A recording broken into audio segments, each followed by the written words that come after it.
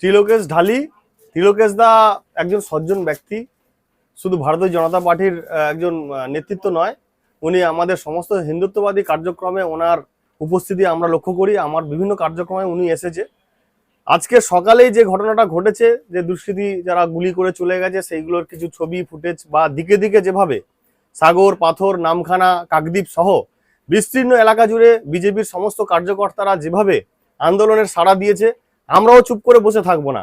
আমরা হিন্দুত্ববাদী সংগঠনের সমস্ত নেতৃত্বদের আহ্বান জানাচ্ছি, আগামী দিনে যদি না এই দুষ্কৃতী কে বা কারা হামলা করলো এই ত্রিলোকেশ ঢালির ওপরে, প্রকৃত দোষীকে যদি আমাদের এই প্রশাসন শাস্তি না দিতে পারে, আজকের দিনের মধ্যে যদি না তাদেরকে অ্যারেস্ট করতে পারে, তাহলে আগামী দিনে সমস্ত হিন্দুত্ববাদী নেতৃত্ববর্গদের আমরা আহ্বান করছি, আগামী দিনে কাকদ্বীপ সহ বিস্তীর্ণ এলাকায় 117 নম্বর জাতীয় সড়ক আমরা অবরোধ করব এবং হিন্দুত্ববাদী সংগঠন যে কতটা শক্তিশালী সেইটা আমরা শাসক দলকে আমরা বুঝিয়ে দেবো।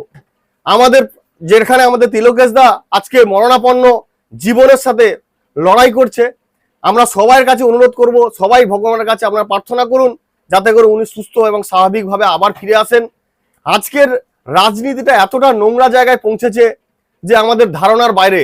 একটা মানুষের জীবন নিয়ে যেভাবে ছিনিমিনি খেলার রাজনীতি চলছে, এই রাজনীতিটা আমাদের বন্ধ করতে হবে এবং তার জন্য আমাদের সমস্ত জনসাধারণ প্রত্যেককে সচেতন হতে হবে এবং এই যে কর্মকাণ্ডে যারা যুক্ত আছে, বিভিন্ন এলাকায় যারা ছোট ছোট দুষ্কৃত কর্মীরা রয়েছে, যারা হচ্ছে ছোটখাটো পিস্তল রাখে, বোমাবাজি করে, অবিলম্বে এদেরকে প্রশাসনের হাতে তুলে দিতে হবে। এটা জনগণের কাজ। এই জনগণ যদি সচেতন হয়, তাহলে আগামী দিনে আমাদের এই যে নোংরামি চলছে, এই যে দুষ্কৃতীদের দ্বারা মানুষকে হত্যা করার যে চক্রান্ত চলছে, সেই চক্রান্ত কিন্তু আমরা বন্ধ করতে পারবো। অতএব আপনারা প্রত্যেকে সচেতন হবেন এবং এই কাণ্ড যাতে না আগামী দিনে হয়, তাই আমাদের সবাইকে সজাগ থাকতে হবে। আমার নাম সম্রাট পড়ুয়া, হিন্দু সুরক্ষা বাহিনীর সভাপতি।